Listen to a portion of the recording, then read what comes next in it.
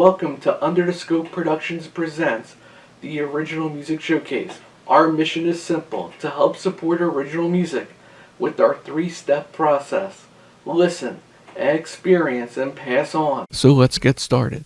Tonight's band calls Havertown, Pennsylvania their home base, and their unique musical backgrounds have brought them together in forming what they considered their lucky break. So let's meet the band, The Lucky Break, here on the Original Music Showcase.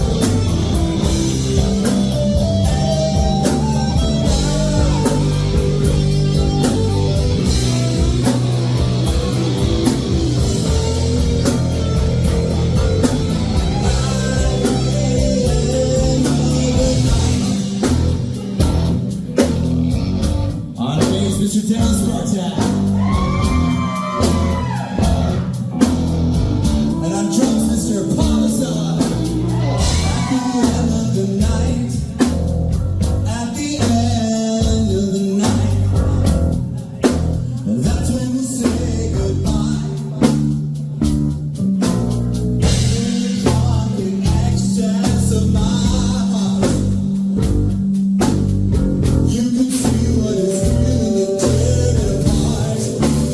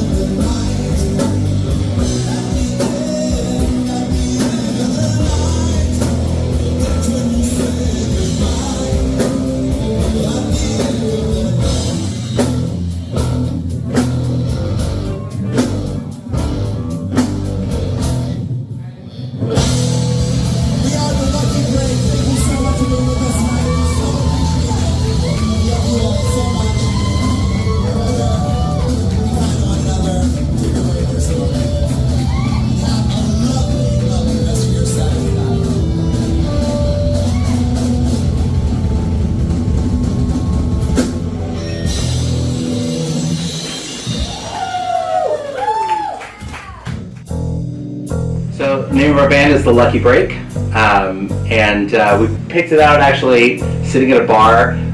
Made a long list of things, but I think originally the real source of it was that I used to call myself the luckiest guy you've ever met. I have all these great stories of just random things breaking my way, and one of those things was actually this band. Paul had posted an ad just saying looking for guys to jam with, and we started jamming, went through a couple of other people that rotated through until we got to the four of us, but it just kind of happened, and it was great, and it clicked really early, and we had a lot of fun. I mean, I'd say, look, there's nothing better than playing live music for people. I mean, that's really it. That like when you get out there, especially when it's original music, it's a chance to connect with people. It's a chance to just do something loud and awesome. It's some of the most fun I have all year round, like hands down. Yeah, kind of the name kind of came out of that also. How we were getting a little bit older, and we found each other, and it was kind of lucky that we were all able to get together and find something we love doing. Not in the heyday of most people's music career, being early 20s or something like that. But, we're all in our 30s and getting on there. 40s. Yeah.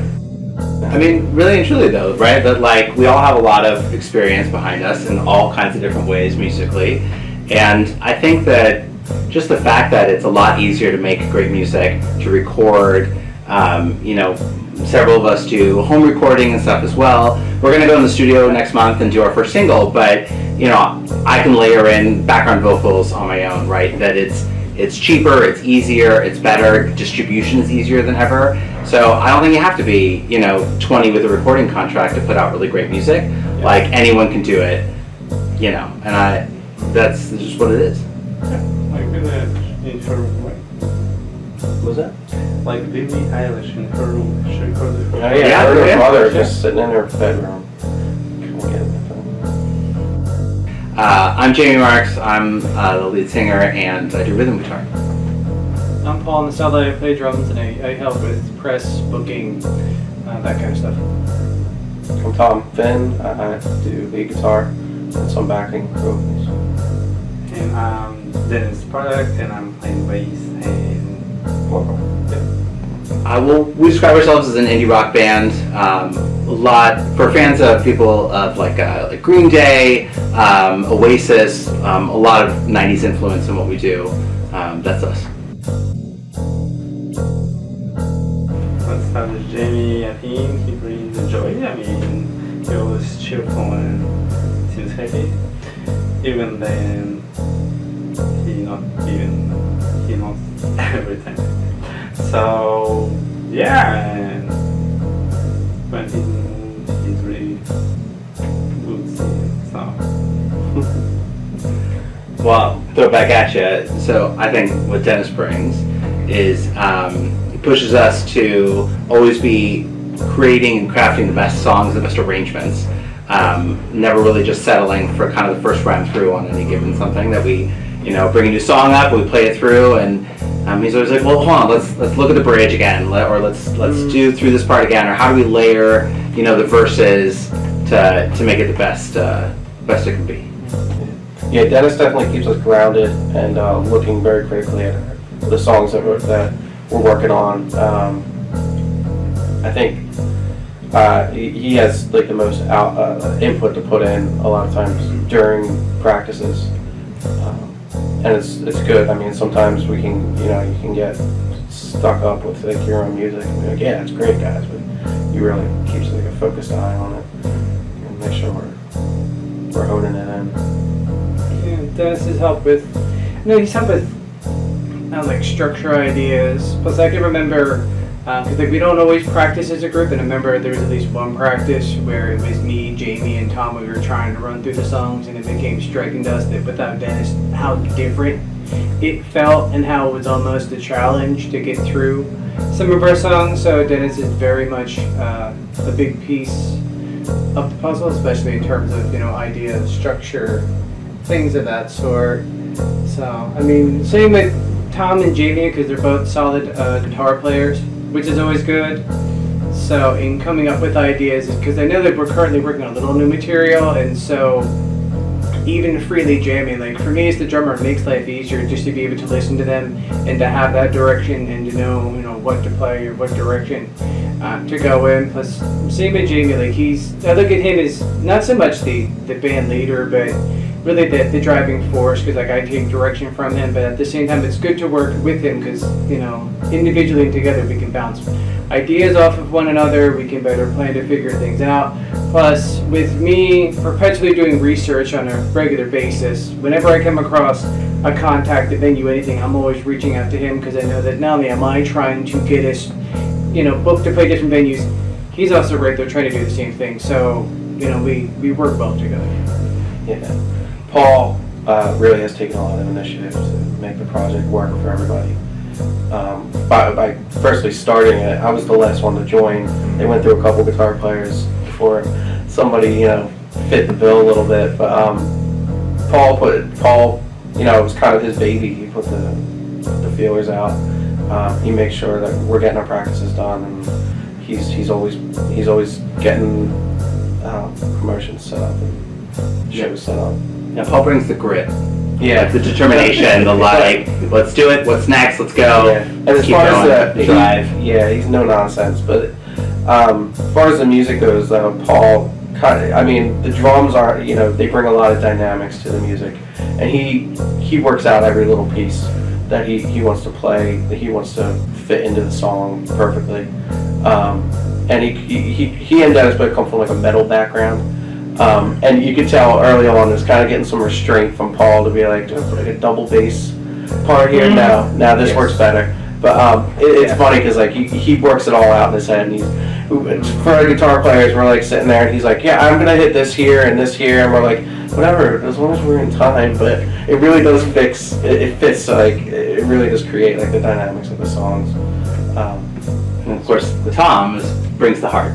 Right, Tom is the grease that keeps the wheels moving. He's always calm. He's always optimistic and like, hey, what should we try? Let's try this. Let's try that. Like when I'm freaking out, Tom's like, it's gonna be fine. We're gonna be fine. It's all good. And I think that's a super key component to making the whole thing work. I think if everyone was as like high stress as I am, we would just be always, fighting or whatever, but I think Tom's what keeps us steady. And I provide a free practice space. Yeah, and a free practice space. That's where what the neighbors don't right. complain about the noise. Yes. Well, mostly Jamie. So I do write most of the music for the band.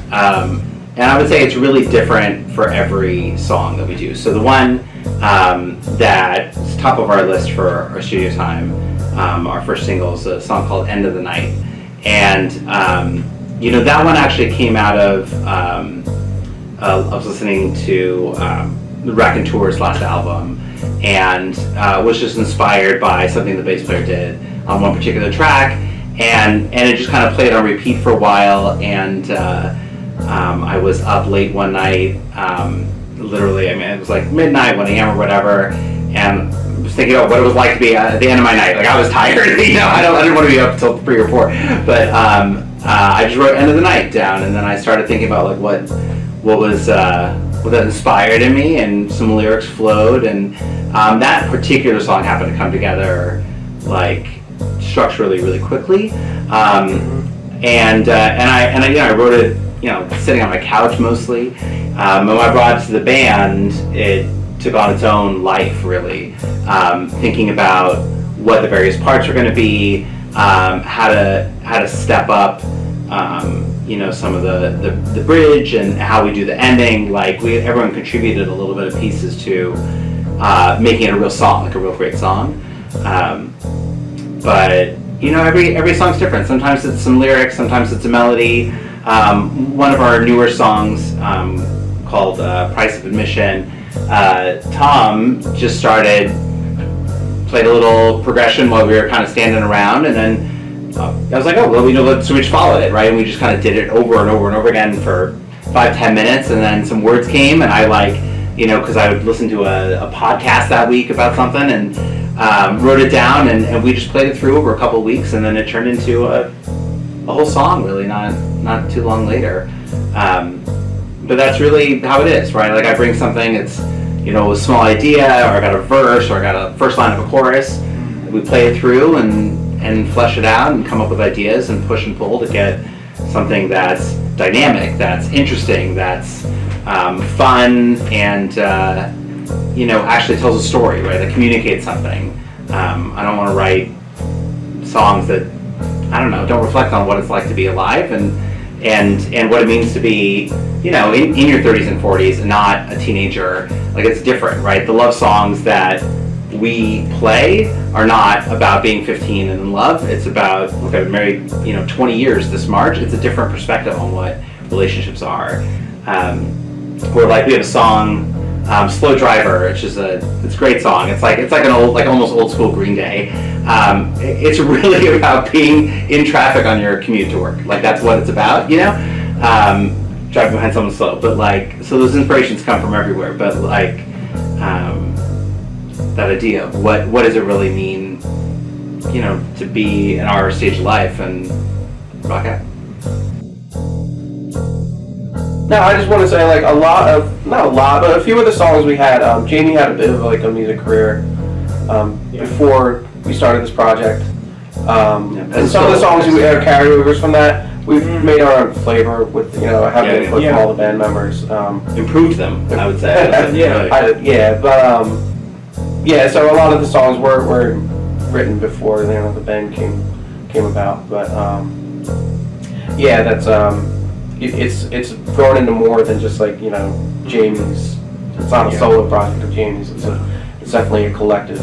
But a lot of the songwriting's done by Jamie, and some of the songs are carryovers from his earlier music adventures. Don't panic, it's alright. 'Cause whatever you've got going on, God's a good will get it wrong, so don't panic. It's okay. Screw it up for 20 years and we manage anyway, so if you want to, so if you want to, stay with you.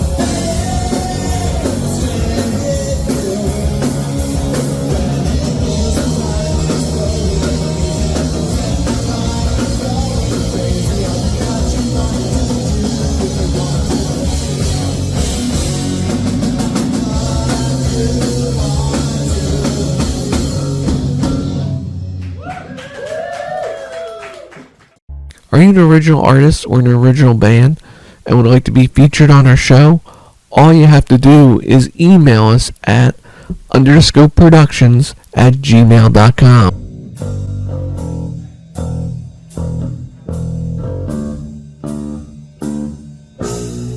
At the end of the night, at the end of the night, that's when I'll say goodbye. When emotions run high. Until next time, I'm Chuck, and have a great week.